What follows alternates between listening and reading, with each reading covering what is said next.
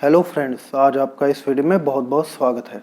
आज आपको मैं इस वीडियो में सेक्शन 11 ऑफ लिमिटेशन एक्ट 1963 के बारे में पढ़ाऊंगा।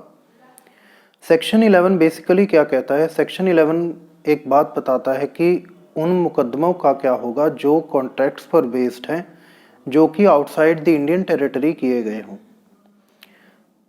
हमें सेक्शन 11 ये बताता है कि जो तो मुकदमे उन कॉन्ट्रैक्ट्स पर बेस्ड है जो कि उस टेरिटरी में किए गए हैं जहाँ तक ये जो हमारा एक्ट है वो तो एक्सटेंड करता है। जैसे कि हम मान लें कि इंडियन टेरिटरी। अब इंडियन टेरिटरी को देखने के लिए हम क्या रेफरेंस लेंगे? इंडियन टेरिटरी को जानने के लिए हम आर्टिकल 1 ऑफ इंडियन कॉन्स्टिट्यूशन और फर्स्ट शेड्यूल देखेंगे। वहीं से हमें पता लग जाएगा कि इंडियन टेरिटरी कहाँ तक है। और दूसरा, जो कि कॉन्ट्रैक्ट्स जम्मू कश्मीर या फॉरेन कंट्री में किए गए हों, वहाँ एग्रीमेंट किया गया हो, कॉन्ट्रैक्ट बनाया गया हो, दोनों पार्टीज ने साइन किया हो, और उसके बाद अगर उन पर कोई भी सूट अगर इंडियन टेरिटरी में बेस्ड हो, इंस्टीट्यूट किया जाए, तो वो सूट्स भी लिमिटेशन एक्ट के अंडर ही आएंगे। वो कॉन्ट्रैक्ट्स भी अकॉर्डिंग टू लिमिटेशन एक्ट ही डील किया जाएगा। अब इसका दूसरा सबसेक्शन क्या कहता है कि कोई भी ऐसा रूल जो कि जम्मू कश्मीर का और किसी भी फॉरेन कंट्री का उस सूट में डिफेंस नहीं माना जाएगा, तब तक नहीं माना जाएगा। इसमें दो सिचुएशंस बताई हैं इसने। एक तो है कि उस रूल ने जो कि जम्मू कश्मीर या फॉरेन कंट्री में बना है, उस कोई भी ऐसे रूल ने उन कंट्रीज़ में जो बना है, उस रूल ने उस तरह के कॉन्ट्रैक्ट्स ही ख़त्म कर दिए। जैसे आप लैंग्वेज को पढ़ेंगे, the rule has extinguished the contract. Extinguish का लीगल मीनिंग हम जब देखते हैं तो वो कहता है कि ख़त्म करना, डिस्ट्रॉय कर देना।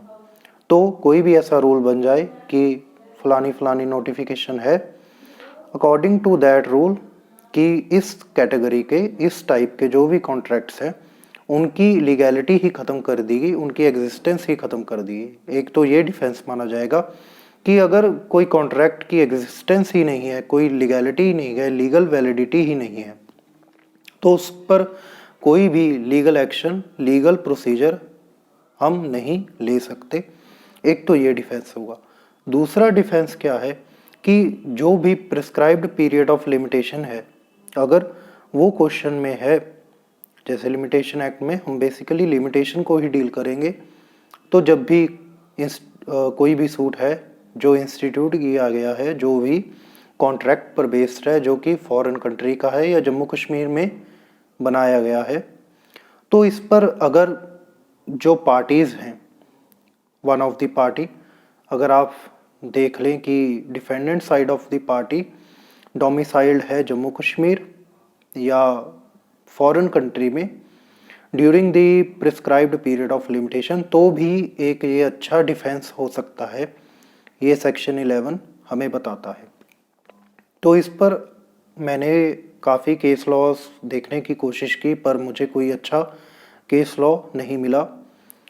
तो मैं आपको ये बात ड्यूरिंग द रिसर्च जो मैंने ढूंढने की कोशिश की, मुझे पता लगी कि आप जैसे सेक्शन 11 पढ़ेंगे तो आपको पता लगेगा कि कोई भी ऐसा डिफेंस नहीं माना जाएगा अनलेस ये दो कंडीशंस में अगर वो फॉल ना करता हो।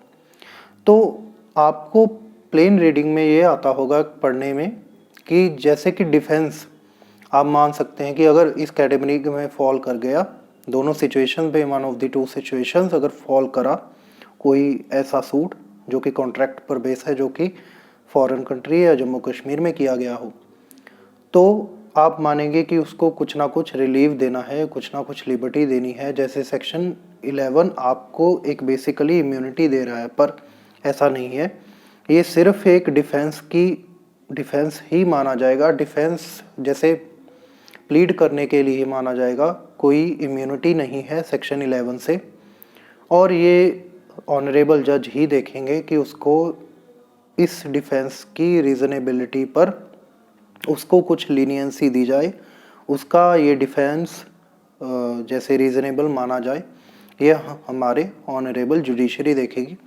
इसके अलावा और कुछ नहीं। सेक्शन 11 कोई भी आप ऐसी मिसकंसेप्शन ना लें कि एक इम्यूनिटी देता है। ये सिर्फ बेसिकली ये आपको बताता है कि आप एक डिफेंस क्लेम कर सकते हैं, डिफेंस ले सकते हैं, और कुछ नहीं। इसके अलावा कोई बात नहीं करता। और इस पर कोई भी मुझे कोई फेमस केस लॉ नहीं मिला। कुछ बातें मैं आपको और भी बताना चाहता था, इसीलिए मुझे इस वीडियो को टाइम लगा, पर मुझे केस लॉ नहीं मिलेगा। तो इतना ही था इस वीडियो में। आपका इस वीडियो को देखने के लिए बहुत बहुत शुक्रिया।